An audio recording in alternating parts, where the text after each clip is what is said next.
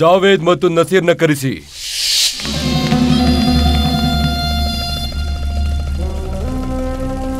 ಜಾವೇದ್ನ ಮಾತು ನಿಜವಾಯಿತು. ಪಂಡಿತ ರಾಮಕೃಷ್ಣ ನಮ್ಮ ಮುಂದೆ ಜೀವಂತ ನಿಂತಿದ್ದಾನೆ.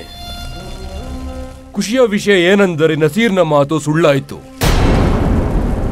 ಮತ್ತೆ ಈಗ ಜಾವೇದ್ ಬಚಾವಾದ. ಜಾವೇದ್ನ ಆಜಾದ್ ಮಾಡಿ ಮತ್ತು ನಸೀರ್ನ ಸರೇ ಬಜಾರ್ ಮಧ್ಯ ರಸ್ತೆಯಲ್ಲಿ ಶೂಲಕ್ಕೆ ಏರಿಸಿ. ಹುಜೂರ್, ಹುಜೂರ್, ಈ ಪಾಪಿ ನಿಮ್ಮ ಅನ್ನ ತಿಂದಿದ್ದಾನೆ. ಹುಜೂರ್, ಹುಜೂರ್, ಹುಜೂರ್, ದಯ ತೋರಿಸಿ. ಹುಜೂರ್, ಹುಜೂರ್, ಹುಜೂರ್, ದಯ ತೋರಿಸಿ. ಹುಜೂರ್.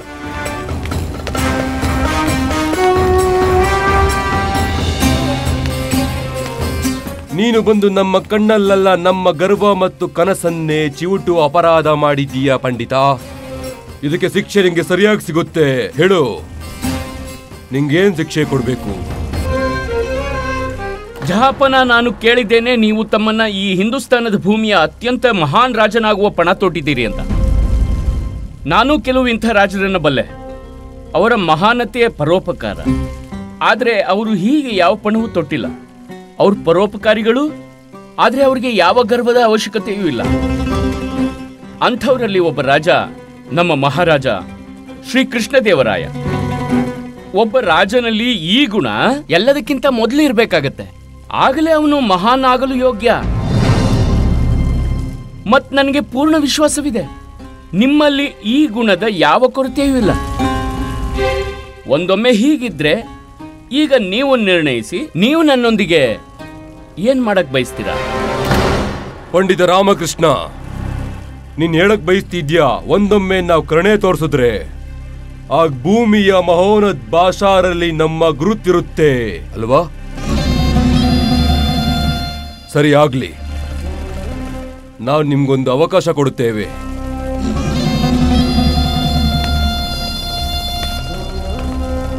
ಪಂಡಿತ್, ನೀನು ಹೀಗೆ ನಮ್ಮ ಮುಂದೆ ಬಂದು ನಿಂತಿರೋ ಉದ್ದೇಶವೇನು?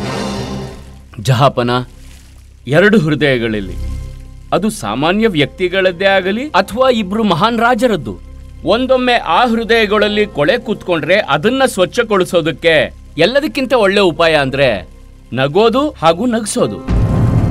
ನಾನು ನನ್ನ ವಾಣಿಯಿಂದ ನಿಮ್ಮನ್ನ ನಗಿಸೋಕ್ ಬಂದಿದ್ದೇನೆ. ಅದಕ್ಕೆ ನಿಮ್ಗೆ ಸ್ವಲ್ಪ ಚುಟುಕುಗಳನ್ನ ಹೇಳ್ತೇನೆ. ಇದರಿಂದ ನಮ್ಮ ನಡುವೆ ಮಿತ್ರತ್ವ ಮೂಡಬಹುದು. ಜಹಾಪನ, ನಮಗೆ ಶಂಕೆ ಆಗ್ತಿದೆ. ನಜೀರುದ್ದೀನ್ ಇವನಿಗೆ ಪಾಸಿ ನೀಡುವ ಮಹಾರಾಜ್ ನೀಡಿದ ನಿರ್ಧಾರ ಸರಿಯಾಗಿತ್ತು. ಆ ಮಹಾರಾಜ ಇವನಿಗೆ ನೇಣಿಗೇರಿಸುವ ನಿರ್ಧಾರ ಮಾಡಿದಾಗ ಸರಿಯಾದ ಅದೇ ಸಮಯಕ್ಕೆ ಇವನ ತಲೆ ಕೆಟ್ಟಿರಬೇಕು. ಅದಕ್ಕೆ ಇವನನ್ನು ಹುಚ್ಚ ಎಂದು ತಿಳಿದು ಗಲ್ಲಿಗೇರಿಸಲಿಲ್ಲ. ಮತ್ತೆ ಒಬ್ಬ ಹುಚ್ಚನ ಹೊರತು ನಿಮ್ಮ ಮುಂದೆ ಈ ರೀತಿ ಯಾರು ನಡ್ಕೋತಾರೆ? ಜಗತ್ತಲ್ಲಿ ಪ್ರಭುತ್ವದ ನಿರ್ಧಾರ ರಣರಂಗದಲ್ಲ, ಚುಟುಕು ಹೇಳೋದ್ರಿಂದಾಗುತ್ತಾ? ಮತ್ತದರ ಆರಂಭ ನಿನ್ನ ವಿಜಯನಗರವನ್ನು ಕಾಪಾಡುವುದರಿಂದ ಶುರು ಮಾಡ್ತೀಯಾ? ಸರಿ, ನಾಳೆ ನಮ್ಮ ದರ್ಬಾರಿನಲ್ಲಿ ನಿನ್ನ ಸಂಘರ್ಷ ಒಬ್ಬ ಲತೀಫ್ ಕೋಕ್ ಜೊತೆ ಆಗುತ್ತೆ. ನೀನವನ ಮುಂದೆ ನಿನ್ನ ಚಾತುರ್ಯ ಸಾಬೀತ್ ಮಾಡು. ನಾಳೆ ನೋಡೋಣ, ತಾಕತ್ ದೊಡ್ಡದೋ ಅಥವಾ ಬುದ್ಧಿಯೋ.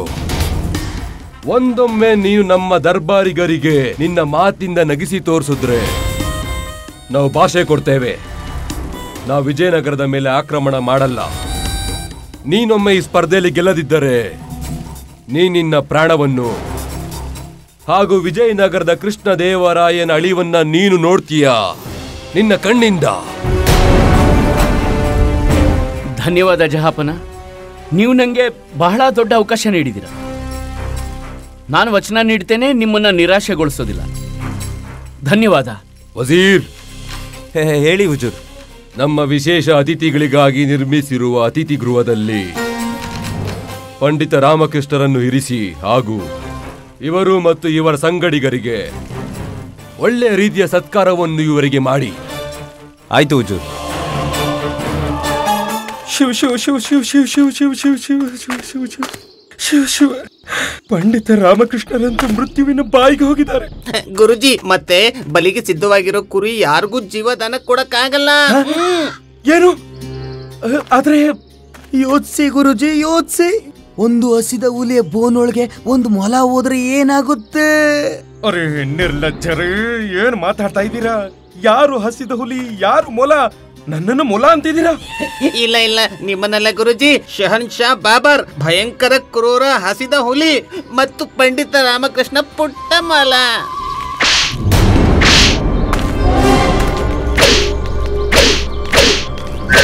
ಗುರುಜಿ, ಅದು ಪಂಡಿತ್ ರಾಮಕೃಷ್ಣ ಅಲ್ಲ ತಾನೇ? ಹಾಗೆ ಕಾಣ್ತಿದ್ದಾರೆ ಗುರುಜಿ. ಪಂಡಿತ ರಾಮಕೃಷ್ಣರ ನಂತರ ನಿಮ್ಮ ಸರದಿ. ನಿಮ್ಮನ್ನ ಹುಲಿ ಬೋನಲ್ಲಿ ಹಾಕಿ ಹೊಡೆಯಲಾಗತ್ತೆ. ಹುಲಿಯ ಬೋನಲ್ಲಿ ನಾವ್ಯಾಕೆ ಹೋಗೋಣ? ಗುರುಜಿ ಮರ್ತ್ ಬಿಟ್ರ? ನೀವು ಪಂಡಿತ್ ರಾಮಕೃಷ್ಣನಿಗೆ ಆಶೀರ್ವಾದ ಕೊಡುವಾಗ ಏನ್ ಹೇಳಿದ್ರಿ ಅಂತ? ನಮ್ಮ ಮಾತೃಭೂಮಿಗಾಗಿ, ಮಹಾರಾಜ ಕೃಷ್ಣದೇವರಾಯರಿಗಾಗಿ ಏನ್ ಬೇಕಾದ್ರೂ ಮಾಡ್ತೀನಿ ಅಂತ. ನೀವು ಒಂದ್ಸಾರಿ ಹುಲಿ ಬೋನಿಗೊಳಗೆ ಹೋದ್ರೆ ಮತ್ತೆ ವಾಪಸ್ ಬರೋಕ್ಕಾಗಲ್ಲ.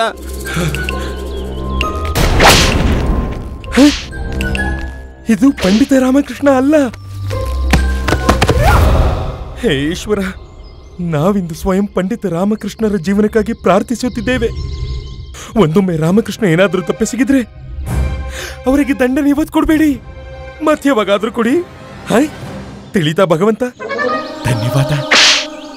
ನಿಂಗೆ ತಶ್ರೀಫ್ ಕೀಳ್ಸೋ ಕಾಯಿಲೆ ಇದೆ ಅಲ್ಲ, ನಡಿ. ತಶ್ರೀಫ್ ಕೇಳಿಸೋದು? ದಣಿಮಣಿ, ತಶ್ರೀಫ್ ಅಂದ್ರೆ ಏನು? ಕೇಳ್ಕೊಂಡ್ ಬರ್ತೀವಿ ಗುರುಜಿ. ಗುರುಜಿ. ಸೈನಿಕ್ ಮಹೋದಯ, ತಶ್ರೀಫ್ ಅಂದ್ರೆ ಏನು? ಅದ್ರ ಅರ್ಥ ಏನಾಗಿರುತ್ತೆ? ತಶ್ರೀಫ್ ತಶ್ರೀಫ್ ಅಂತಾರೆ. ತಗೋ, ಇದಕ್ ತಶ್ರೀಫ್ ಅಂತಾರೆ. ಗುರುಜಿ ಯಾವ್ದ್ರ ಮೇಲೆ ಹೊಡಿತಿದಾರೋ ಅದಕ್ಕೆ ತಶ್ರೀಫ್ ಅಂತಾರೆ. ಇಲ್ಲಿದಕ್ಕೆ ತಶ್ರೀಫ್ ಅಂತಾರ? ಹಾ ಗುರುಜಿ, ಅದಕ್ಕೆ ತಶ್ರೀಫ್ ಅಂತಾರೆ. ಕೇಳಿ, ನೀವು ಪಂಡಿತ ರಾಮಕೃಷ್ಣರ ಸಂಗಡಿಗರಲ್ಲ, ಬನ್ನಿ ತಶ್ರೀಫ್ ಮಾಡಿ. ಇಲ್ಲ ಇಲ್ಲ ಇಲ್ಲ, ಕೇವಲ ಇವರೊಬ್ಬರೇ ಸಂಗಡಿಗ ರಾಮಕೃಷ್ಣರಿಗೆ.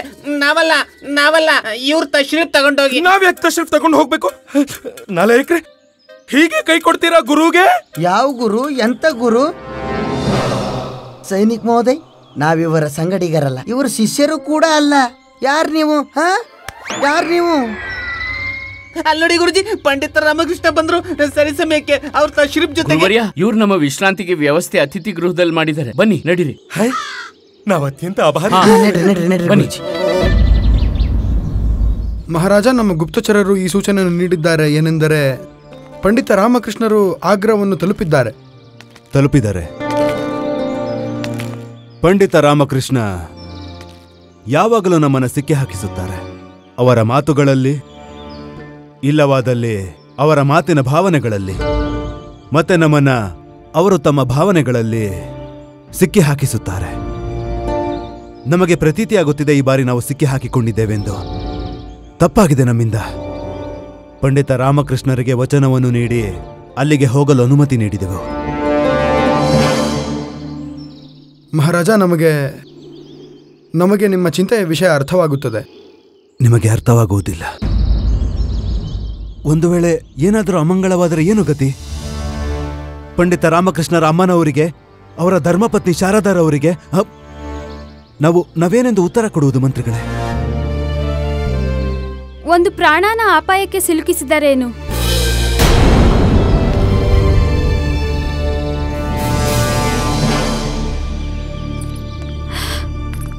ಮತ್ತೊಂದೆಡೆ ಸಾವಿರಾರು ಜನರ ಪ್ರಾಣ ಕಾಪಾಡುತ್ತಿದ್ದೀರಲ್ಲ ಮಹಾರಾಜ. ನಮ್ಮನ್ನು ಕ್ಷಮಿಸಿ ಅಮ್ಮನವರೇ. ನೀವು ಮಹಾರಾಜರು, ನೀವು ಕ್ಷಮೆ ಕೇಳೋದು ಶೋಭೆ ನೀಡೋದಿಲ್ಲ. ಕ್ಷಮೆಗೆ ಪಾತ್ರರಲ್ಲ ನಾವು. ನಾವೇ ಪಂಡಿತ ರಾಮಕೃಷ್ಣರ ಹಠಕ್ಕೆ ಒಪ್ಪಿ ಅವರು ಆಗ್ರಾಗೆ ಹೋಗಲು ಅನುಮತಿ ನೀಡಿದೆವು. ಮಹಾರಾಜ, ದೇಶದ ಕಾರ್ಯಕ್ಕೋಸ್ಕರ ಯಾವ ಪುತ್ರ ಹೋಗುತ್ತಾನೋ ಅವನ ಬಗ್ಗೆ ಚಿಂತೆ ಅಲ್ಲ, ಅವನ ಮೇಲೆ ಗರ್ವ ಪಡಬೇಕು. ನನ್ನ ಪುತ್ರ ನನ್ನ ಸಮ್ಮಾನ. ಅವನಿಗೆ ನನ್ನ ಮೇಲೆ ಅಭಿಮಾನವಿದೆ. ಅವನಿಗೆ ಯಾವುದೇ ರೀತಿಯ ಪರೀಕ್ಷೆಯನ್ನು ಎದುರಿಸಬೇಕಾದರೂ ಅವನು ಯಾವಾಗಲೂ ಸತ್ಯದ ಮಾರ್ಗವನ್ನೇ ಹಿಡಿಯುತ್ತಾನೆ. ಅವನು ನನ್ನ ಅಭಿಮಾನದ ಮೇಲೆ ಯಾವತ್ತೂ ಕಳಂಕ ತರುವುದಿಲ್ಲ. ಮಹಾರಾಜ, ದುಃಖ ಕೇವಲ ಈ ವಿಷಯದ್ದು. ನನಗೆ ಒಬ್ಬನೇ ಪುತ್ರ ಇದ್ದಾನೆ. ಇನ್ನು ನನಗೆ ಮಕ್ಕಳಿದ್ದರೆ ಅವರನ್ನು ದೇಶಕ್ಕೋಸ್ಕರ ಏನಾದರೂ ಮಾಡಲು ಕಳಿಸುತ್ತಿದ್ದೆ. ಅವರ ಬಗ್ಗೆ ಯೋಚಿಸುತ್ತಿರಲಿಲ್ಲ. ನನಗೆ ಗರ್ವವಿದೆ. ದೇಶದ ರಕ್ಷಣೆಗೋಸ್ಕರ ನನ್ನ ಪುತ್ರನನ್ನು ಆರಿಸಲಾಗಿದೆ. ಮಹಾರಾಜ, ನೀವು ಚಿಂತೆ ಮಾಡಬೇಡಿ. ನನ್ನ ರಾಮನ ಬಳಿ ಬುದ್ಧಿ ಮತ್ತು ಮಾತು ಎರಡೂ ಶಸ್ತ್ರವಿದ್ದಂತೆ. ಅದು ಯಾವುದೇ ಬ್ರಹ್ಮಾಸ್ತ್ರಕ್ಕಿಂತ ಅಧಿಕವಿದ್ದಂತೆ. ಅದು ಯಾವುದೇ ಬಲಶಾಲಿ ರಾಜನ ಹತ್ರ ಇರುವುದಕ್ಕೆ ಸಾಧ್ಯವಿಲ್ಲ. ಮತ್ತೆ ನನ್ನ ರಾಮನ್ಗೆ ಆ ಎರಡರ ಸರಿಯಾದ ಉಪಯೋಗ ಎಲ್ಲಿ ಹೇಗೆ ಉಪಯೋಗಿಸ್ಬೇಕೆಂದು ಸರಿಯಾಗಿ ಗೊತ್ತಿದೆ. ಹೌದು ಅಮ್ಮ, ನೀವು ಸರಿಯಾಗಿ ಹೇಳ್ತಾ ಇದ್ದೀರಿ. ನಮ್ಮ ಪಂಡಿತ ರಾಮಕೃಷ್ಣರಿಗೇನೂ ಆಗುವುದಿಲ್ಲ. ಒಂದು ವೇಳೆ ಏನಾದರೂ ಅನಾಹುತ ಆದರೂ ಕೂಡ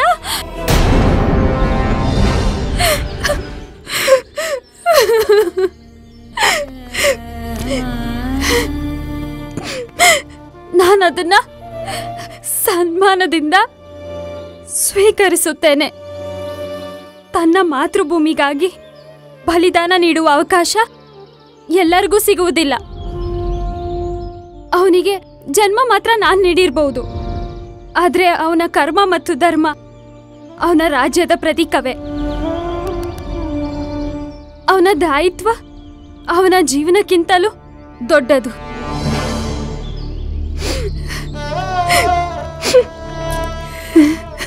ಸಮಾಧಾನ ಮಾಡಿಕೊಳ್ಳಿ ಶಾರದಾ ದೇವಿ. ಸತ್ಯ ಹೇಳುತ್ತಿದ್ದಾರೆ ಅಮ್ಮನವರು. ಪಂಡಿತರಾಮರಿಗೆ ಏನೂ ಆಗುವುದಿಲ್ಲ. ಯಾವ ಪುತ್ರನಿಗೆ ಇಂತಹ ಮಾತೆ ಇರುತ್ತಾಳೋ ಆ ಮಾತೆಯ ಬಳಿ ಇಂತಹ ಗುಣಗಳಿದ್ದರೆ ಆ ಪುತ್ರನಿಗೆ ಏನಾಗುವುದು ಹೇಳಿ? ಅವರಂತೂ ಜೀವನ ಹಾಗೂ ಮೃತ್ಯು ಎರಡರಲ್ಲೂ ಜಯಶಾಲಿಯಾಗಿ ಬರುತ್ತಾರೆ. ಧನ್ಯರು ನೀವು ಅಮ್ಮ, ಹಾಗೂ ಧನ್ಯವು ಈ ವಿಜಯನಗರ ರಾಜ್ಯ ಭೂಮಿ. ಈ ಭೂಮಿಯಲ್ಲಿ ನಿಮ್ಮಂತಹ ಮಾತೆ ಹುಟ್ಟಿದ್ದಕ್ಕೆ, ನಿಮ್ಮ ಪುತ್ರ ಈ ಭೂಮಿಯಲ್ಲಿ ಜನ್ಮ ತಾಳಿದ್ದಕ್ಕೆ.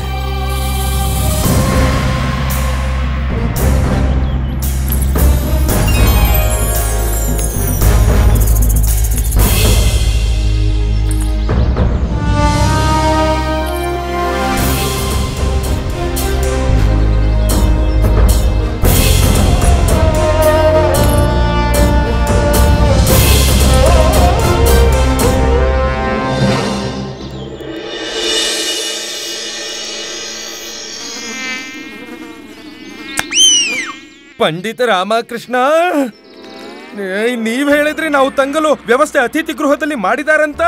ಇದಾ ಅತಿಥಿ ಗೃಹ? ಇಲ್ಲ ಗುರುಜಿ, ಇಲ್ಲ ಗುರುಜಿ, ಇದು ಅತಿಥಿ ಗೃಹ ಅಲ್ಲ. ಇದು ನಿಮ್ಮ ಅಂತಿಮ ತಿಥಿಯ ಗೃಹ.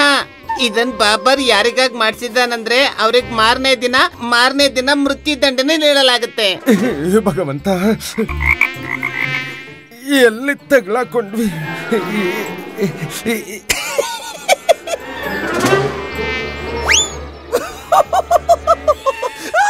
ಮಣಿ, ಅನಾಚಾರ ಆಗ್ತಿದೆ. ಇವ್ರು ಯಾಕೆ ಹೀಗಾಡ್ತಿದ್ದಾರೆ?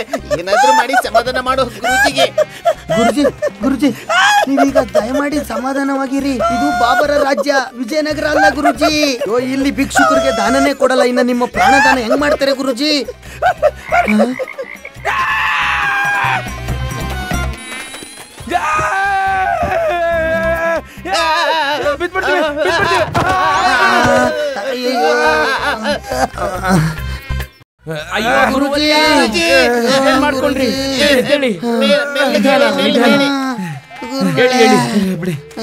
ಇಲ್ಲಂತೂ ಪ್ರಾಣಿಗಳು ಕೂಡ ಇರೋದಿಲ್ಲ.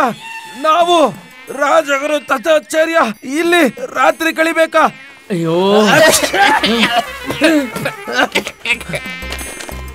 ನಮಗೆ ಅಯ್ಯೋ ನಮಗಿದೆ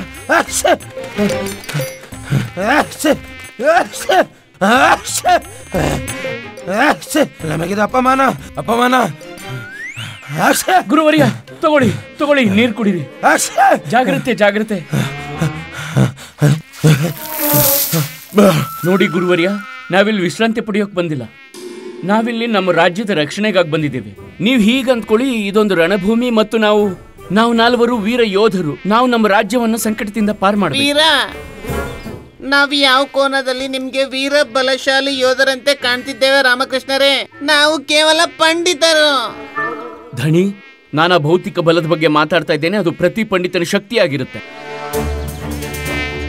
ಬಾಬರ್ ನಮ್ಮನ್ನ ವಿಚಲಿತ ಮಾಡೋದಕ್ಕೆ ನೋಡ್ತಿದ್ದಾನೆ. ನಾವು ನಮ್ಮ ಭರವಸೆ ಮತ್ತು ಧ್ಯಾನ ಕಳ್ಕೊಳ್ಳಿ ಅಂತ. ಆದ್ರೆ ನಾವು ಮಾತ್ರ ಹಾಗೆ ಮಾಡಬಾರ್ದು.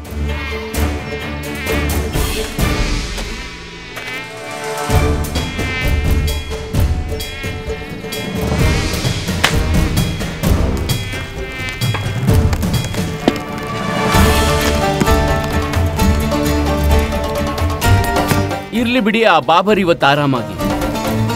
ನಾಳೆ ನಾವು ನಮ್ಮ ಚತುರತೆ ತೋರಿಸೋಣ. ಇಷ್ಟು ಮೌಲ್ಯ ಅಂತೂ ನಾವು ಯುದ್ಧ ನಿಲ್ಲಿಸೋದಕ್ಕೆ ತೆರಲೇಬೇಕು ಗುರುವರ್ಯ. ಬನ್ನಿ, ನಾಲ್ವರು ದೃಢತೆಯಿಂದ ನಿಲ್ಲೋಣ.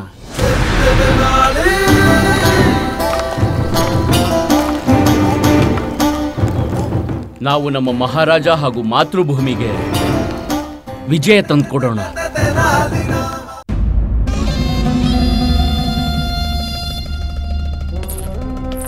ಶಹನ್ಶಾಹೆ ಹುಜೂರ್, ನಾಳೆ ಪಂಡಿತ ರಾಮಕೃಷ್ಣನ ಚುಟುಕು ಕೇಳಿ ನಗು ಬರುತ್ತೋ ಇಲ್ಲೋ ಗೊತ್ತಿಲ್ಲ, ಆದ್ರೆ ಇವನ ಈ ಬೇವಕೂಪಿ ಯೋಜನೆಯಿಂದ ನಗು ಖಂಡಿತ ಬರ್ತಿದೆ. ನಗಸಿ ನಗಸಿ ಇಲ್ಲಿ ಯುದ್ಧ ಗೆಲ್ಲಕ್ಕಾಗುತ್ತಾ? ನಕ್ಕು ನಗಿಸಿ ಯುದ್ಧ ಗೆಲ್ಲಬಹುದಾ? ಜಹಪನ, ಕಬ್ಬನ್ಮಿಯ ಉನ್ನತ ದರ್ಜೆಯ ಲತೀಫ್ ಕೋರಿದ್ದಾರೆ. ಅವರ ಮುಂದೆ ಎಷ್ಟೋ ಜನ ನೀರು ಕುಡಿದಿರುವುದನ್ನು ನಾವು ಕಣ್ಣಾರೆ ನೋಡಿದ್ದೇವೆ. ಈ ಪಂಡಿತ್ ರಾಮಕೃಷ್ಣ ಯಾವ ಲೆಕ್ಕ? ವಜೀರ್ ಮಲಿಕ್, ಹೇಳಿ ಹುಜೂರ್. ದುಶ್ಮನಿ ಯಾವಾಗ ತೋರಿಸ್ಬೇಕಂದ್ರೆ ದುಶ್ಮನ್ ಮುಂದೆ ಇದ್ದಾಗ. ಅವನ ತಾಕತ್ನ ಊಹೆ ಮಾಡುವಾಗ ಅಲ್ಲ. ಆದರೆ ಹುಜೂರ್, ದುಶ್ಮನ್ ಎಂದು ಬಲಹೀನ ಎಂದು ಅನ್ಕೋಬಾರ್ದು. ಪಂಡಿತ ರಾಮಕೃಷ್ಣನಂತ ವ್ಯಕ್ತಿಗಳು ಸೋಲೋದಿಲ್ಲ, ಸೋಲಿಸಲ್ಪಡ್ತಾರೆ. ಜಹಪನ, ನೀವ್ ಹೇಳಿದ್ರೆ ಅವನ ಈ ರಾತ್ರಿ ಕೊನೆ ರಾತ್ರಿ ಮಾಡೋದಾ? ಇಲ್ಲ ಇಲ್ಲ, ಅದರ ಅವಶ್ಯಕತೆ ಇಲ್ಲ.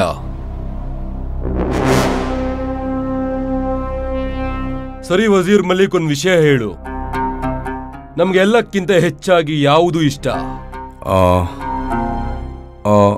ಜಹಪನ, ಅದು ಬೇಟೆ ಆಡೋದು. ಸರಿಯಾಗಿ ಹೇಳ್ದೆ. ಮತ್ತೆ ನಿನಗೆ ಗೊತ್ತಿದ್ಯಾ ನಾವು ಪದೇ ಪದೇ ಬೇಟೆಗೆ ಯಾಕೆ ಹೋಗ್ತೀವಿ? ಯಾಕಂದ್ರೆ ಬೇಟೆಯಲ್ಲಿ ನಮ್ಮ ಆಕ್ರಮಣದಿಂದಾಗಿ ಗಾಯಗೊಂಡಿರೋ ಪ್ರಾಣಿ ಒದ್ದಾಡುತ್ತೋ, ಹಾಗ್ ನಮಗಾಗಿ ಸಮಯಾನೇ ನಿಂತೋಗುತ್ತೆ. ನಾವು ಆ ಪ್ರಾಣಿಯನ್ನು ಇನ್ನೂ ಒದ್ದಾಡೋದನ್ನ ನೋಡಕ್ ಬಯಸ್ತೀವಿ. ಆ ಪಂಡಿತ ರಾಮಕೃಷ್ಣ ಈ ಹುಲಿ ಬಾಯಿಯೊಳ ಕೈ ಹಾಕಿದ್ದಾನೆ. ಅವನ್ ಸಾಯೋದಂತೂ ಖಂಡಿತ, ಆದ್ರೆ ಮೊದಲು ಒದ್ದಾಡ್ತಾನೆ, ತುಂಬಾನೇ ಒದ್ದಾಡ್ತಾನೆ. ಜಹಪನ, ಪಂಡಿತ್ ರಾಮಕೃಷ್ಣ ತನ್ನನ್ನು ಕಾಪಾಡಿಕೊಳ್ಳೋಕೆ ಚುಟುಕುಗಳನ್ನು ಹೇಳಿ ಜನರನ್ನು ನಗಿಸುವ ಪ್ರಯತ್ನ ಮಾಡ್ತಾನೆ. ಮತ್ತೆ ನಾಳೆ ಬಂದೋಬಸ್ತ್ ಹೇಗೆ ಮಾಡೋದು ಜಹಪನ? ಬಂದೋಬಸ್ತ್ನ ಅವಶ್ಯಕತೆ ಇಲ್ಲ. ಶತ್ರುನನ್ನು ಪರಾಸ್ತ್ರ ಮಾಡಬೇಕು. ಹೇಳ್ತಾರೆ ಯಾರು ನಗ್ತಾರೋ ಅವ್ರ ಮನೆ ಬೆಳಗುತ್ತಂತೆ, ಆದ್ರೆ ನಾಳೆ ಯಾರು ನಗ್ತಾರೋ ಅವರ ಮನೆ ನಾಶ ಆಗುತ್ತೆ. ನಗೋದು ನಿಷೇಧ. ಈ ವಿಷಯ ಎಲ್ಲ ದರ್ಬಾರಿಗರಿಗೂ ತಿಳಿದಿರಬೇಕು. ಮತ್ತೆ ಯಾರು ನಗುತ್ತಾರೋ ಅವರನ್ನು ಖುದಾನೇ ಕಾಪಾಡಬೇಕು. ಆಯ್ತು ಹುಜೂರ್.